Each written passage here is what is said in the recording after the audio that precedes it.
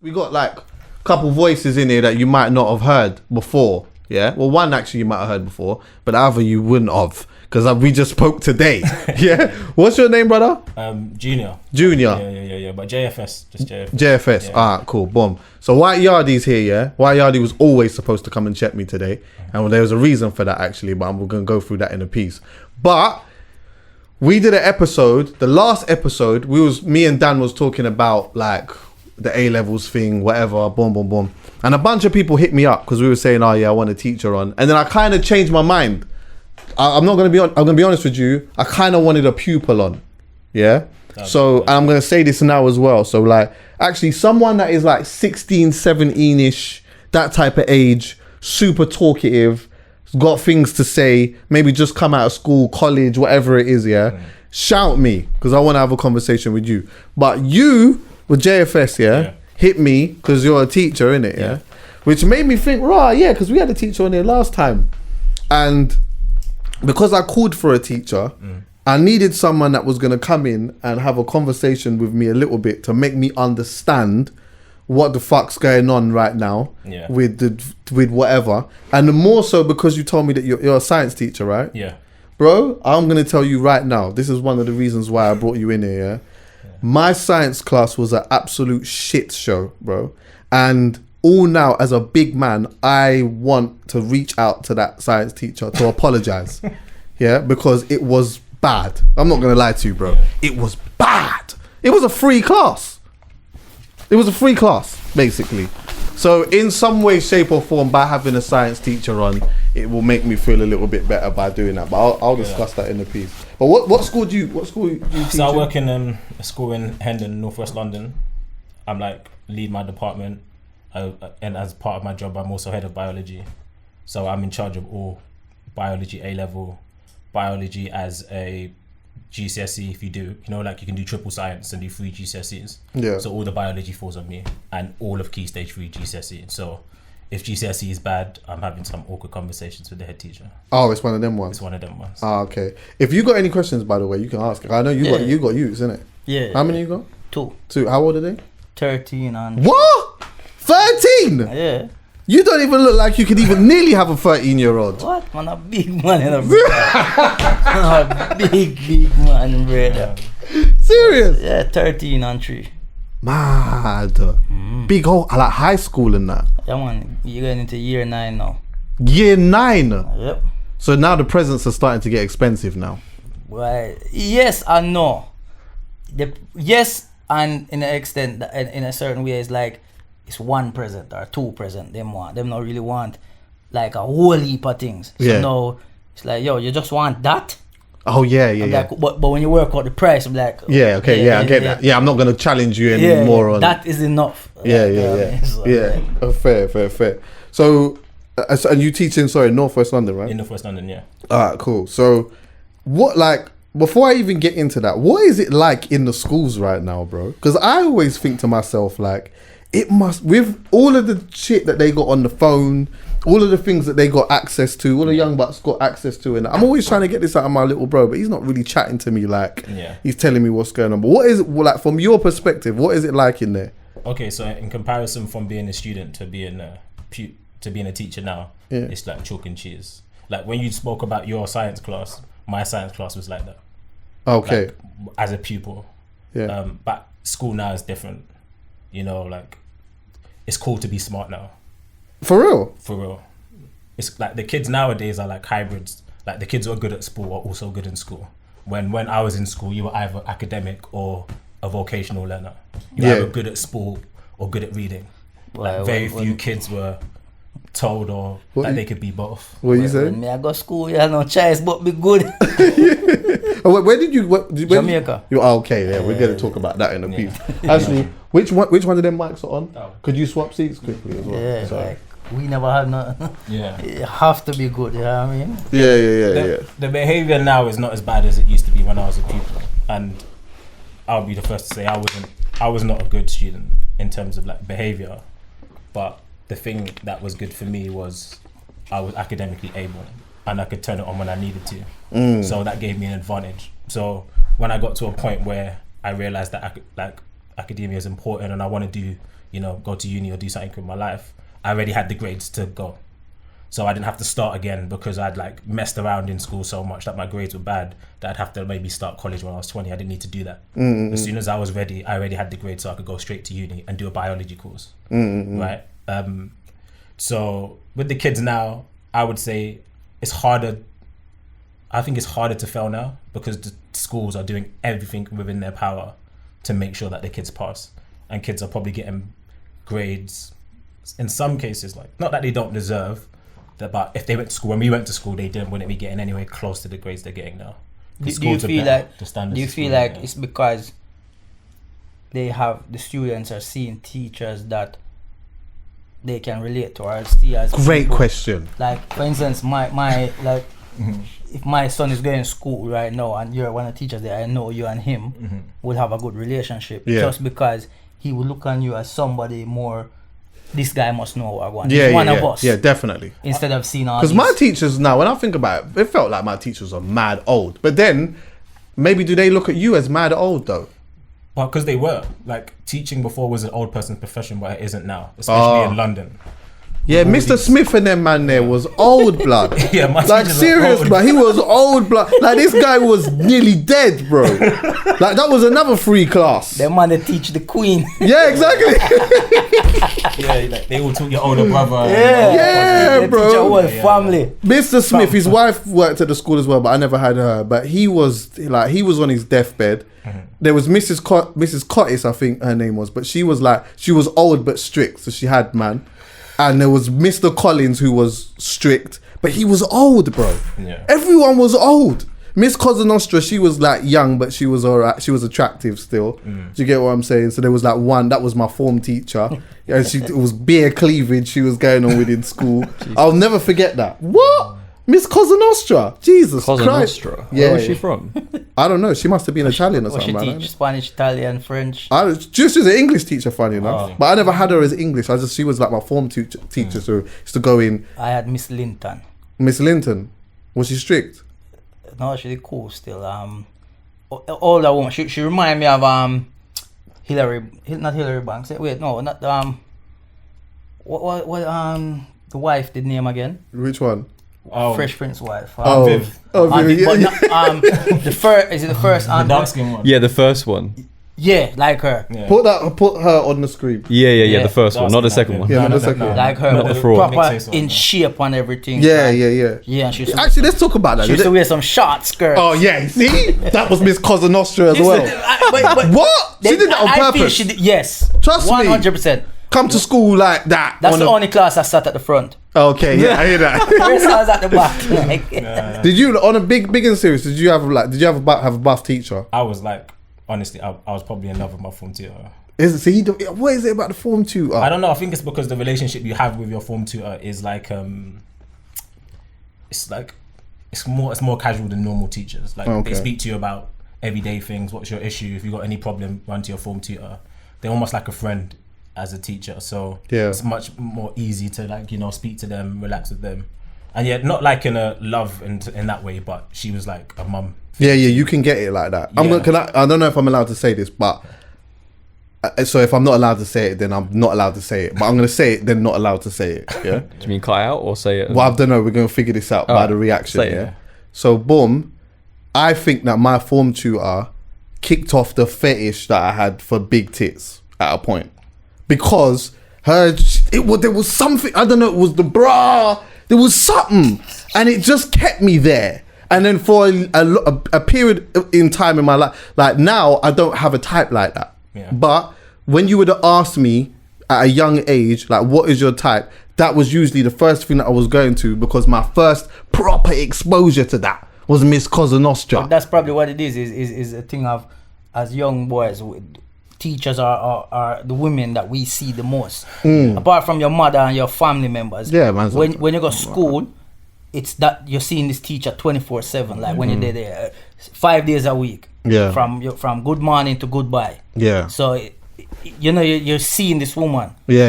So eventually, big woman, the older you're getting as well, going through your teenage years. Yeah. You understand? Puberty, all of them Of things like that. course, exactly. A big woman, look one. Exactly, because then you start learning certain things about yourself and that now, and then you start looking at and then sometimes some of the girls that you're looking side by side, they're just that appealing to you, and then you look at the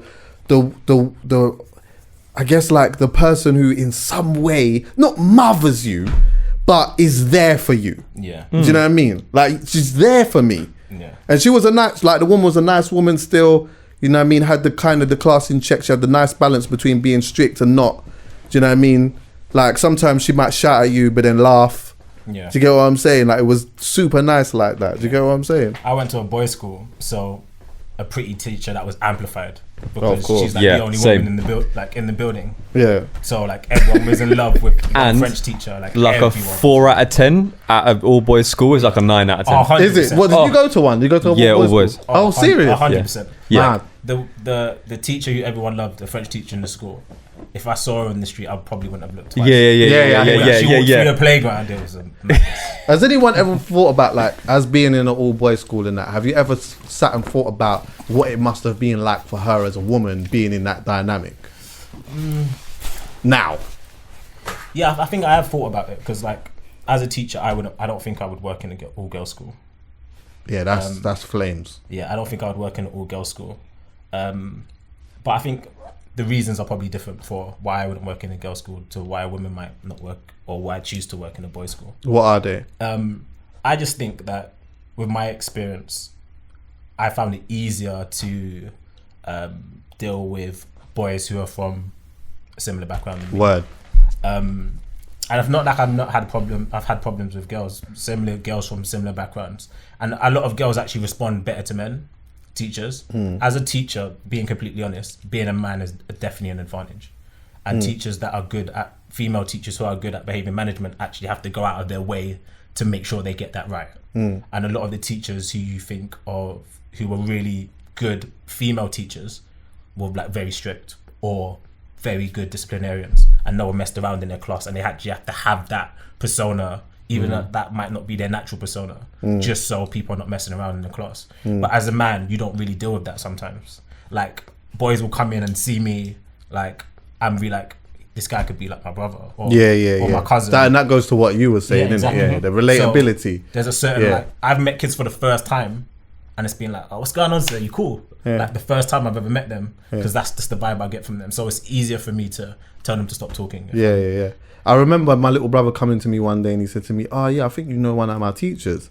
Then I was like, who is it? And he was like, I don't know, like, I think he's like, they used to call him like A Squeezy or something like that, like Arnold or whatever. And I was like, yeah, bruv, I know A Squeezy. I had him on the podcast as well. But I was like, right, yeah, like, and I thought to myself, right, like, when I was in school, it never felt like I had someone that was like young like that. In school, like, I didn't have any of that, and I think that might have helped a lot actually.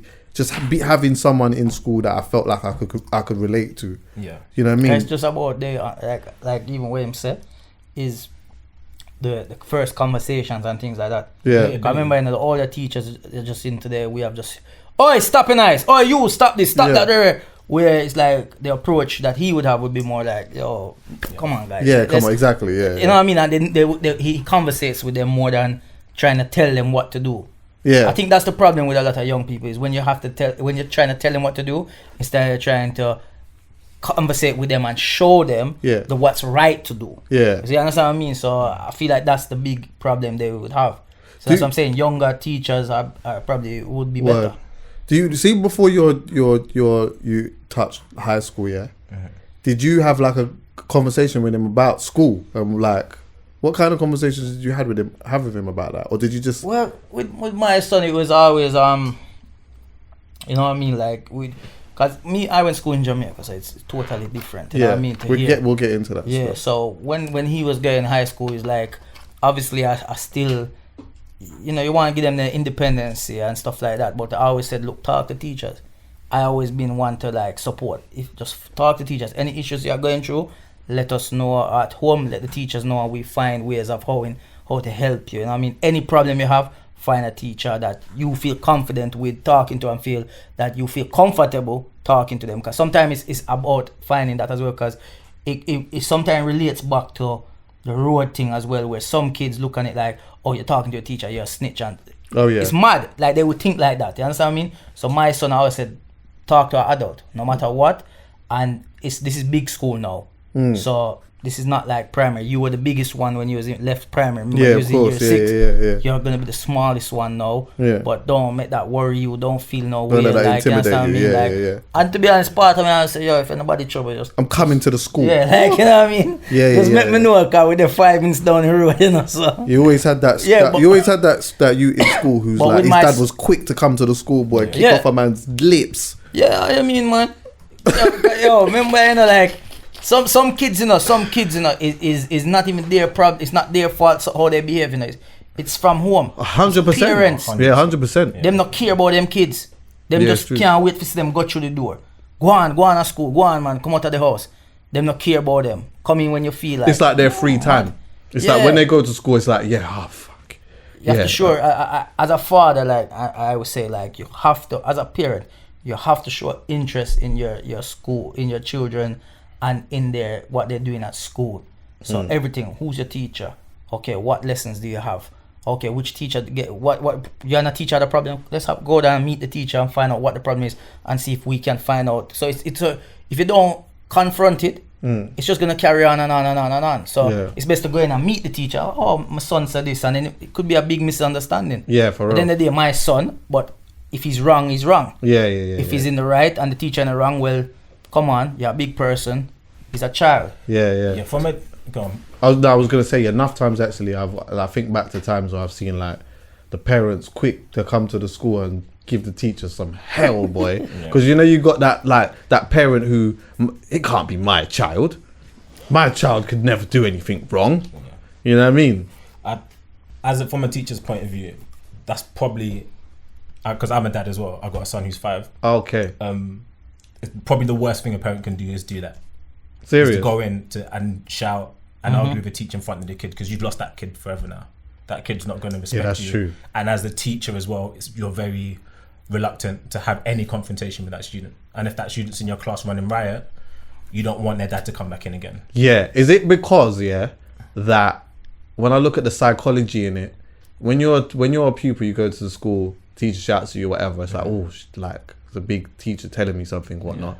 When the dad comes in now and then sort of sons the teacher, because the teacher cannot say nothing. Yeah. It's not like you're like, if you could be aggressive back, if you could be aggressive back and bad up the dad or whatnot, then you might actually still have the child's attention, because then the child's seen the dad. Because that's another thing sometimes, is that like a child will a lot of the time look at the dad like superhero, Of course. until superhero gets sunned. And then questions start getting asked. Do you get what I'm saying? Yeah, I could never. I ain't got a youth, but let me tell you now. There's no one punching me up in front of my youth. I'm not happy. No way. Could you imagine? I couldn't think of anything worse. Fam, I can't lose that one, bro. Like I couldn't lose it, innit? The retaliation would have to be mad. What? Mad? Like, You think? Now wait. In front, if I have to retaliate after, and I know it's trauma, I shouldn't say that. Yeah. But I'd have to retaliate in front of the youth so the youth can see. So you can see, see that like, It's had a rah. bad day that day. Yeah, I had a bad day that day. Yeah, and dad's not a punk. Yeah, I'm really on smoke. But Yeah, but as far as like I was saying, it's bad because that kid now knows that this teacher's not going to bother me. They will like behave in a certain way. Other kids can pick that up as well. Yeah. And it just makes it awkward, and that teacher might have to move that kid from the class or. Yeah. Parents That need relationship's to gone. support the teachers. You understand that? Like if the teacher's wrong, the teacher's wrong. But in when your child is not behaving to the manner that they should be behaving, you have to make them know they're in the wrong, because like you said, when they go back, they feel like they can get away with anything then, because well, either gonna kick me out or whatever, my dad will come down here, whatever, you know what I mean? So you have to. Yeah, when I was a pupil and I'd go parents' evening with my mum, I would tell my mum before I go to this teacher's just gonna talk rubbish. Don't okay, listen to her. Yeah. my mum wouldn't buy that. No, but the reason, I think the thing that My mum. If I told my mum that meant that. What did you do? Yeah, something was up. Yeah. But the thing I had in my favour is that my grades were good. Okay, fair. So Yeah. the problem the teacher was going to say was he talks too much, he's always doing something with his friend, and I'd be like, show what I got. Yeah. Is that an A or a B? So what's the problem? Yeah, I hear that. Bossy. Yeah, exactly. And I could be that way in front of my mum, which I wasn't like most of the time. But in school I could, because academically I was able. Yeah, that's it. Yeah. So fair. I was like, she's like, he's doing this, he's doing that, he's doing that. But I said, but I got a B or an A, and you're saying I'm not trying, but I'm obviously doing something. Yeah, That's yeah. alright. So I'd have those conversations, but my mum would always take the side of the teacher, and it used to bother me so much.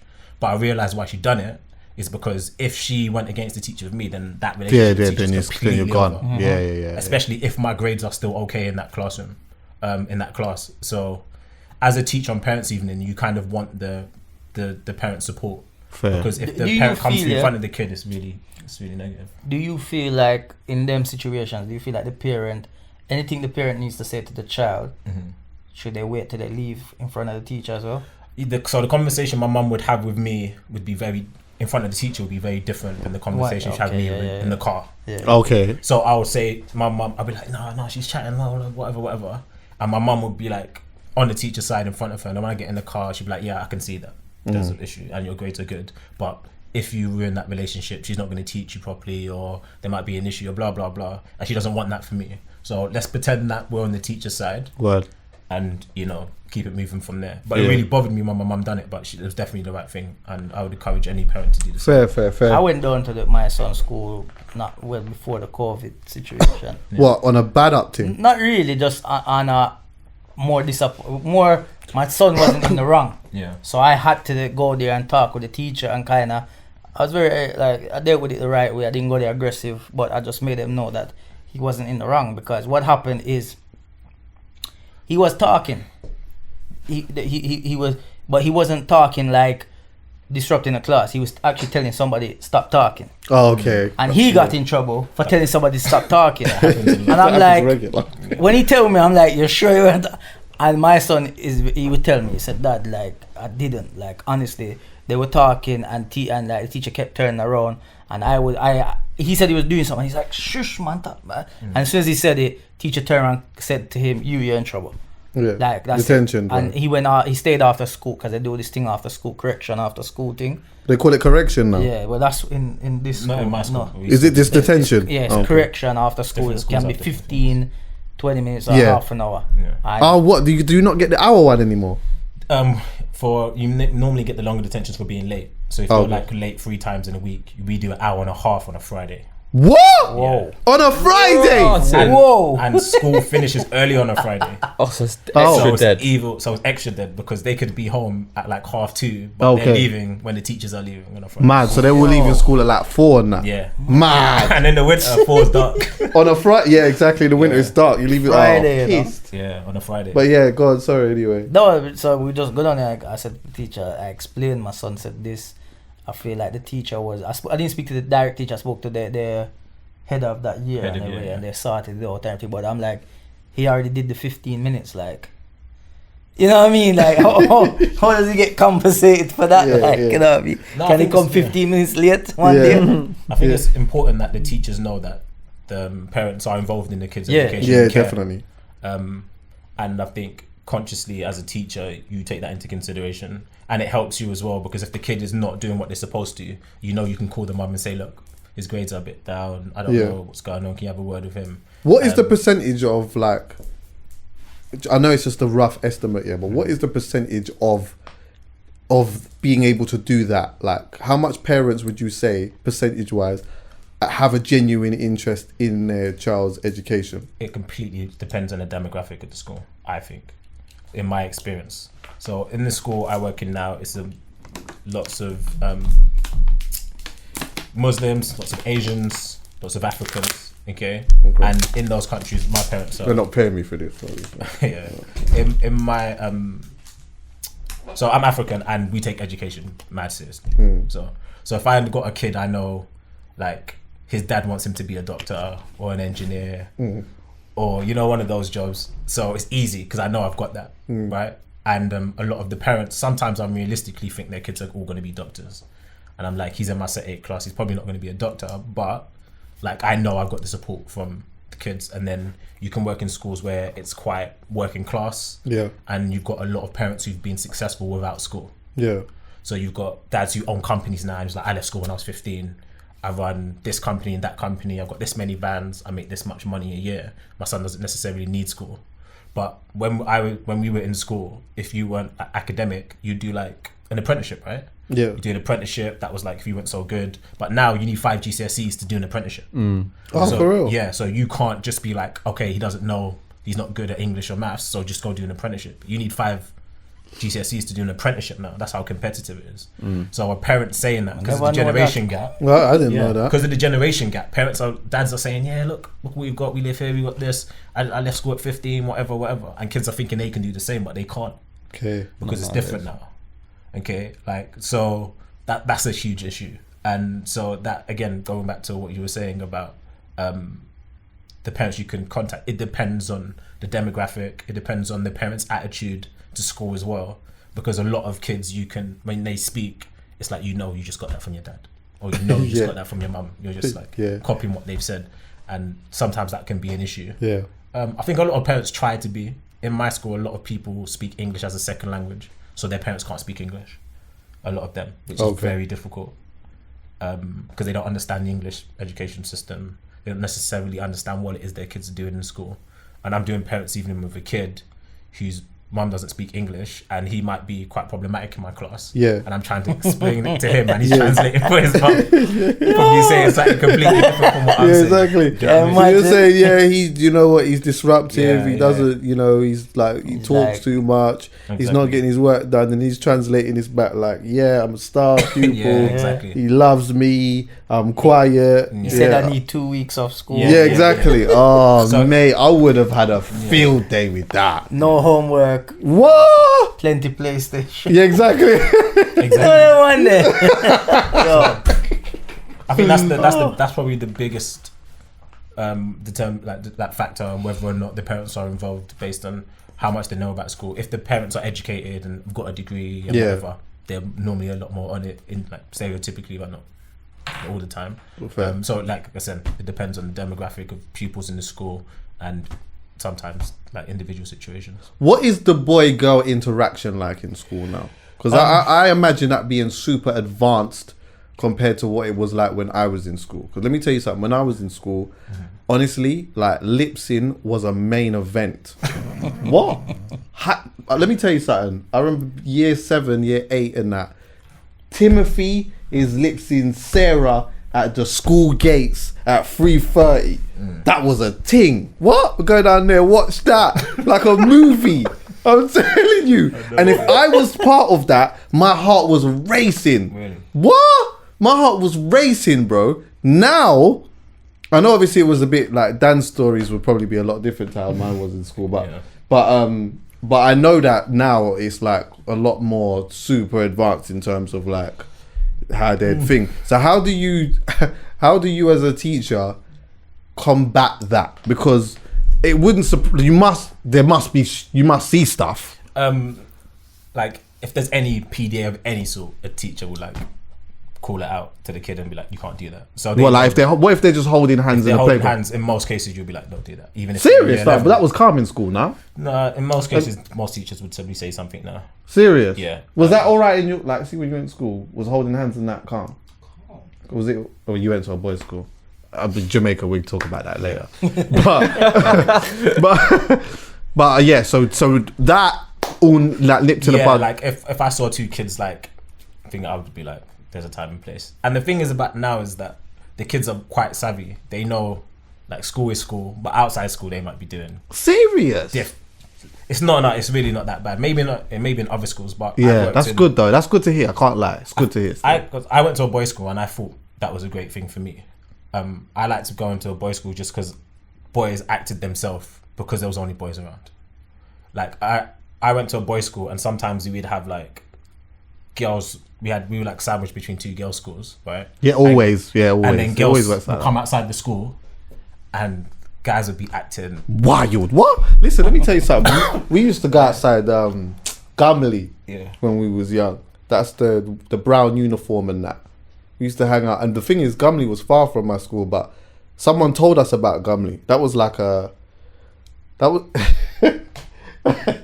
us hearing about Gumley was like hearing about a new cold rapper. Like what? Like it was a mix CD like that. We couldn't get enough. Once we heard about that school, we was constantly there, and like then we realized that their school was next to another girls' school, but there wasn't a boys' school near there. But usually you would have boys' schools in the mix of girls' schools, and so then it's like, doesn't that lift up the tension and the? They weren't really close. Like I went to school in Old Street. I went to school literally on the roundabout, Central Foundation, and there was like because it's like Islington Central, so there was a girls' school in Islington and also a girls' school in Hackney, but weren't too far. So if people were like maybe seeing a girl, they might come down and hang outside school, and when guys see the girls outside school, they're acting completely different. I'm like, bro, I was just with you period 5. Why are you talking like that? You don't talk like that.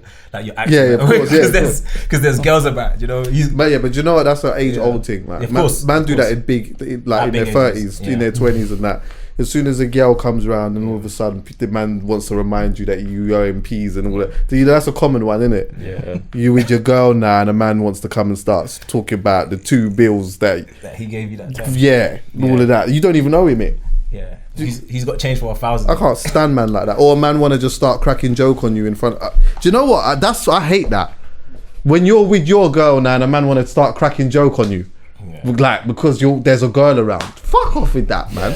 Like seriously, let me have my. You know what I'm saying? I thought that's what mixed school would be like, right? When I went to a boys' school, so I was like, because it's just boys. People would fall out, you'd fight, but you'd be friends by lunchtime. Yeah, you know what I mean? Everyone's cool. You don't care about how you look. People uniforms not clean, not ironed. Like you don't care about that stuff because it's just all boys, right? So I was cool with that, and I was into sport, and the idea of doing PE with girls was just something I just didn't want to do because I was that much into sport. It was and you wanted to win, and I wanted to win, and I just didn't want to. It's like a big reason why I went to a boys' school, to be honest. So I thought like boys' schools were a good idea, but when I started working in mixed schools, I realized that it's really good to work to kids to go to mixed schools because they understand that boys and girls can be friends. Definitely. And when you go to a boys' school, every interaction with a girl is like, am I feeling her? She feeling me? Yeah, of course. Like everything is like always that level. It's never a friendship. You're always thinking, well, like, does she like me? Does she like me? Do I like her? And in the school now, I've got boys and girls who are, I know, just completely copacetic. And that's cool. And that's what's really good about working in a mixed school and why I think it's a good idea for kids to go to mixed schools, because I think it's important for girls and boys to understand you can be friends with the opposite sex. I hear that loud. In a nutshell then, just to wrap up this little part here, we were talking about in the last podcast about the situation with the A-levels and whatnot, what was your take on what you heard us discuss, and what is your opinion on it? Because obviously, just for people who don't know, I mean, I don't really know. You explain it, actually, because I can't explain this properly. I need to try to understand it. So, because of COVID, the kids haven't done their GCSEs or their A-levels, their final A-levels, the grades that are going to get them either into sixth form or into university, right? So, because of COVID, they could do the exams. So, what they suggested is that teachers give predicted grades to the kids, and they might hopefully be used as their final grades so they can go into sixth form and college, right, for year 11s or year 13s.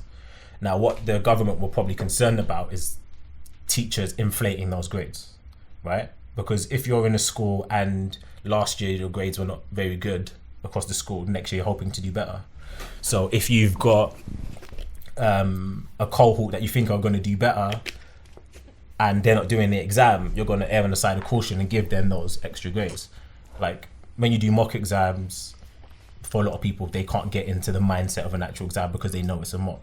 And normally the kids do better closer to the exams. So teachers would take that into consideration when giving the kid their predicted grade. Yeah. So, for example, I might have a kid who's working, because it's not A, B, F normal or whatever, it's numbers. So 1 is the lowest and 9 is the highest. So 9 is equivalent to an A star. It's higher than an A star, a 9, right? So I might have a kid who's working at a 5, but I know what they're doing in class. By the time the exam comes, they probably could work and get a 6, right? So when I'm giving a predicted grade, I might give them a 6, but technically they've never gotten a 6 yet. But I'm taking into consideration what they probably will do, because that happens often. But does it happen the other way around? Kids dropping off, yes, exactly, and that's the point I'm getting to. That's why the government weren't happy because no kid is going to get lower than their predicted grade, even though some kids in the actual real exam will get lower than predicted grade. Yeah, some of course. kids do fall off. Yeah. So they were worried about schools essentially cooking the books, making sure that every kid is either at their target level or maybe a grade above, right? And they were worried about that. So what they done is they came up with their own system and said, what we're going to do is use 5 years worth of data. So how your school done for the last 5 years, and we're going to work out, like using probabilities and percentages to work out what we think your school will get now. That's weird to me. Doing it by school seems And crazy. That's weird to me. There's massive problems with that. The problem is that in schools like I work in, where it's a mixed demographic, the cohorts are completely random, right? Sometimes you have a year group and there's just like 20 geniuses in that year group, and you don't know how it happened. It just happened because it's a mixed group from mixed places. It's like the luck of the draw, right? So, for example, in my school, the cohort we had last year weren't very strong, but this year were a lot stronger, right?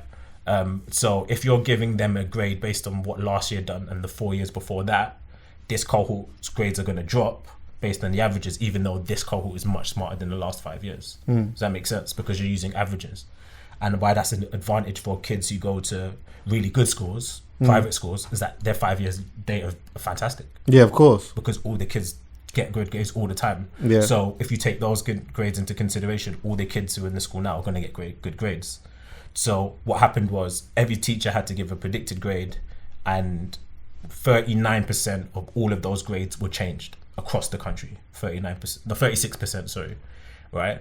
But schools, you had classes of a class size of 8, between 8 and 10, their grades weren't altered. And that's all kids who go to private schools because they can afford to have classes. Yeah, see it there. So then what Exactly. I was saying was kind of right in a sense that this was indirectly based on classism then. Yeah, definitely. Because the kids who are going to... Ironically. Who go to school, who notoriously really good, and they're going to predict their grades based on how good the school's done in the past, are all going to get good grades.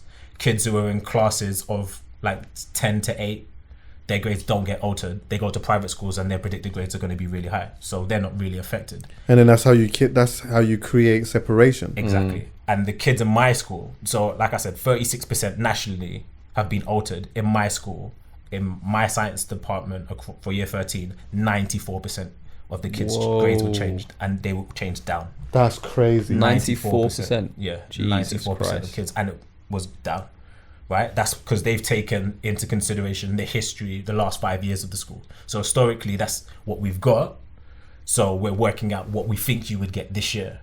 But last year we had, in biology, I think it was about maybe, let's say like 8% of kids who would get an A to an A star, right? But this year we had 24% that could get an A star. But they're working at the average based on the 8 and the years before that. So when they gave us our averages back, it was around about 8% again, even though 24% of them will almost certainly get an A or an A star.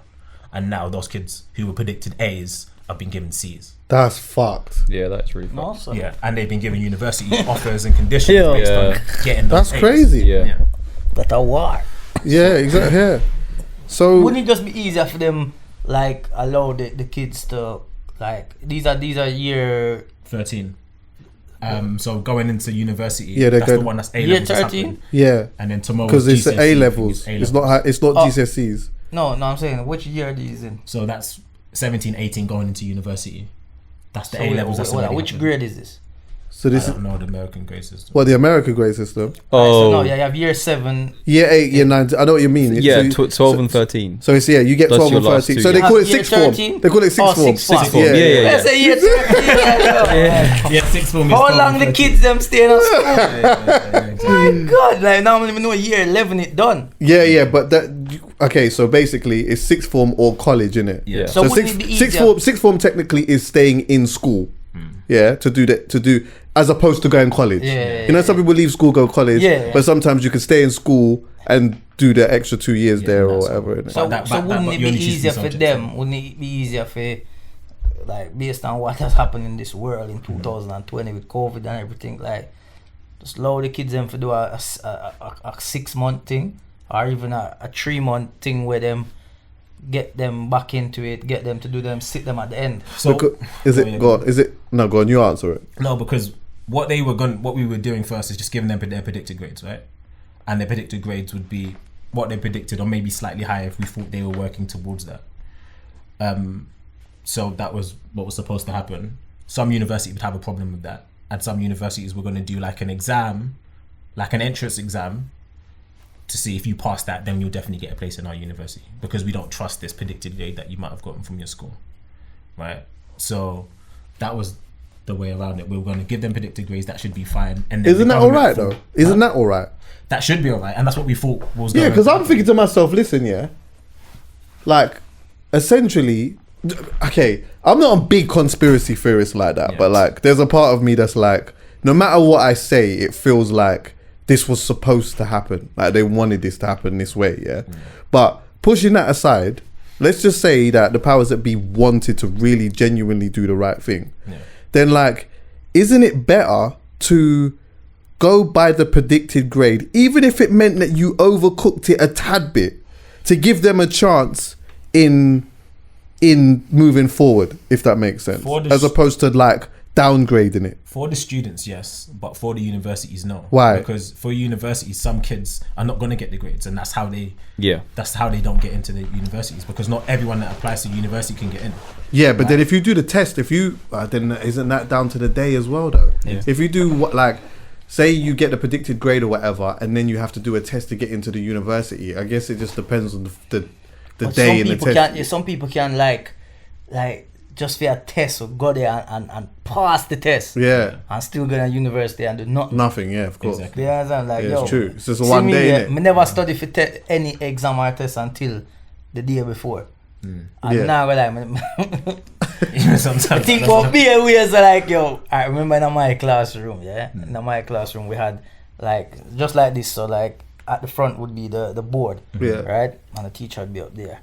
And then on the roof, there's a column in the middle. Yeah. So there's a column that comes down from the roof. Yeah. So one day this test at bottom me, I said, no man, I have to pass it, I have it. So I go school early, getting out the classroom. The classrooms weren't really locked. The school weren't locked, and so I get in and go in and get a piece of chalk and I go up on the column and right. That's it. So yo, during the test, every minute I said, oh, that one can be again, man. Yeah. I look up them and where's the cheating system? I hear that. Half a pass on, can't feel. But yeah, so what is, as it stands now, what is the solution? What do you feel about that? Obviously I think it's wrong that the government have come up with this ridiculous system that obviously favours people who go to really good schools and the affluent. And what's the long-term effects, do you think? Well, the long-term effect for a lot of those kids is that they're going to have to defer uni, because the kids, if they get their grade, the grade they've been given, they can appeal it, but they'll probably have to do another test, which will take a certain amount of time, and then they can use those grades to get into university the following year. So now they're a year behind, which is obviously unfortunate and not their fault. The other thing that you could do, which has actually been announced today, so by the time this comes out, things might have changed, is that some places have now decided that they are going to use the teachers' grades because of the knock-on effect. Right? People are vexed. People are really angry and people protesting and stuff. So they might just use the teachers' predicted grades. But if the teachers, they can use whichever one's the highest. So if the one, the grade they got from the government is slightly higher, they can use that. And if they use the teachers' grade, which is slightly higher, they can use that. It's entirely up to them. So hopefully it works out. Yeah. Obviously I'm always on the pupil side. I don't really care about like the universities and stuff. Yeah. But I can understand from the university point of view is that we can't accept every kid, because we also understand that when we offer 1,000 places, that are not 1,000 kids are going to get those grades. And if they pass every single one of those kids, we've got 1,000 people to give 500 which places. is a lot. Interesting. Is there anything that we missed? Is there anything that you feel like needs to be said? So the GCSE results day is actually tomorrow. So by this time this is out, they would have got the GCSEs, and there's obviously concerns that the same thing might have happened or might happen, but I'm almost certain after some conversations I had today that the kids will get their predicted grades from the teachers. Them drop it the same day the Premier League drop the fixtures. The fixtures. Oh, did they?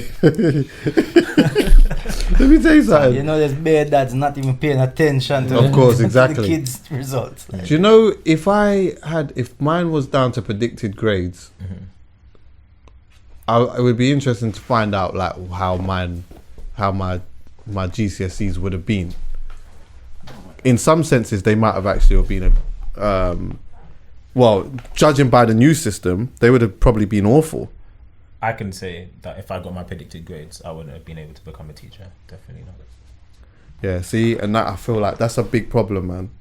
If that's, I don't know what the solution is with that, but they have to fix that somehow because it is people's livelihoods that could really affect them later on down the. Well, not really. I mean, there's depending on what you want to do in your life, there's like there's many different ways to get there, unless you want to be a doctor or a lawyer or something like that. But there is a lot of people that want to do that. Do you get what I'm saying? And that's why I think it is a sad state of affairs that you're seeing another indirect or even or direct way of classism in how the system is doing stuff.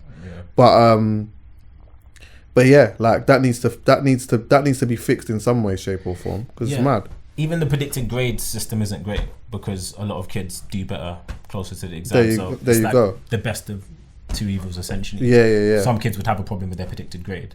For me, when I first heard about what was going to happen when they were going to lock down schools and we had to hurry and make all these predicted grades, they were like, we just give them their predicted grades, and I had a problem with that because if a kid needs, I don't know, a 5 in my subject to get into their college course and they've been working at a 4, I feel uncomfortable giving them a 4 for an exam they didn't sit. And that might be the reason why they don't get into. Because they could have turned up. Because they could have turned up. Exactly. So I was thinking, let's err on the side that let's like support the kids, but some schools are also erring on the side of caution because if they overflate them too much, the government would bring them all down, and that's kind of what happened. And you're right, because even with my son, I think there was a because it's the numbers thing, I remember now, but they've been doing it. They're doing it in the primary schools as well, right? Yeah, primary schools. Yeah, because they will sit there and they'll tell you where your son is now, and where he needs to be, and where the average is, and where above expected, and all these things. And I remember we did that. We went to a parents' meeting with about it, and the next time I come around, they were like, "Yo, like something's changed. Like he all of a sudden he's exceeding in everything." So see that, because sometimes they just know it's time. All right, need to fix something. Yeah, sometimes this is important. It's crunch time. Let me fix up. 100%. Government mash up the place, man.